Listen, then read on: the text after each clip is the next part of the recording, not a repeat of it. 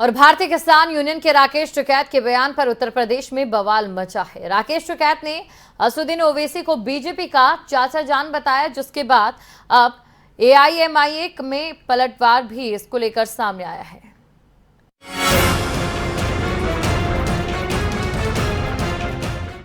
अब तक यूपी में अब्बाजान वाले बयान पर खूब राजनीति गरमाई, जमकर वार पलटवार का दौर देखने को मिला। लेकिन इन बयानबाजियों के बीच चाचाजान शब्द की भी उत्पत्ति हो चुकी है। विधानसभा चुनाव सर पर हैं और यूपी में बयानबाजी का दौर चरम पर है। किसान आंदोलन का भी अच्छा खासा इम्पैक्ट इन चुनावों पर पड़ता नजर आ रहा है। किसान नेता जो भी राजनीतिक पार्टी उनको सपोर्ट नहीं कर रहे, उसे ही आड़े हाथ ले रहे हैं।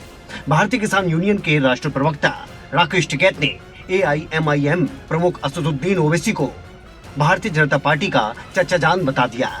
बागपत में उन्होंने कहा कि अब उत्तर प्रदेश में बीजेपी के चाचा जान ओवैसी आ गए हैं। अब उन्हें कोई दिक्कत नहीं होगी, क्योंकि वो धर्म के नाम पर बांटने का प्रयास करेंगे जो बीजेपी चाहती है। लेकिन किसान भी मांगों को पूरा नहीं करने पर बीजेपी को सत्ता से बाहर करने का फैसला ले चुके हैं। ये फिर दोबारा उसी दंगे की उसकी बात करेंगे। इनके हर शब्द में चाल है, इनसे बच के रहना। ये बहरूपिया है, ये कभी तिरछी टोपी उठेंगे, कभी सीधी उठेंगे।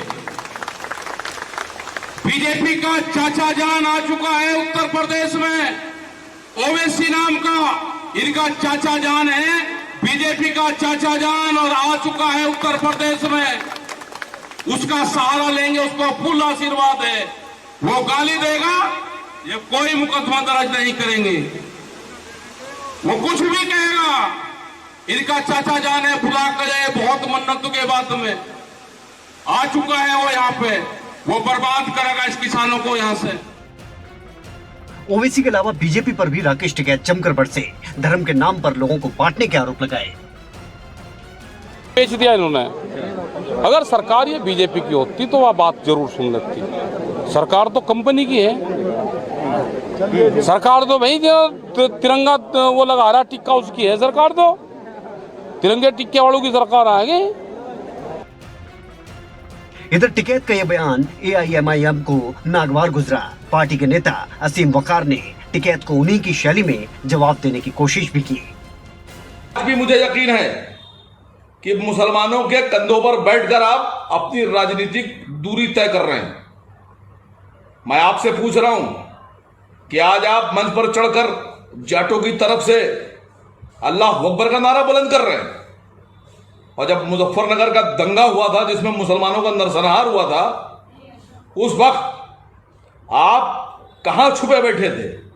उस वक्त आपके लोग हर हर और जय श्री के नारों के साथ मुसलमानों का कत्लेआम कर रहे थे। कोई बयान आपका नहीं आया। चुनावी माहौल है तो इस तरह की बयानबाजी अब आगे भी इसी तरह से जारी भी रहेगी। लेकिन जिस तरह से सत्ताधारी पार्टी को छोड़कर विपक्षी पार्टियों पर किसान नेता निशाना साध रहे हैं, वो वाकई विरोधी खेमे के लिए भी चिंताजनक है। न्यूज़ डेस्क, खबरें अभी तक।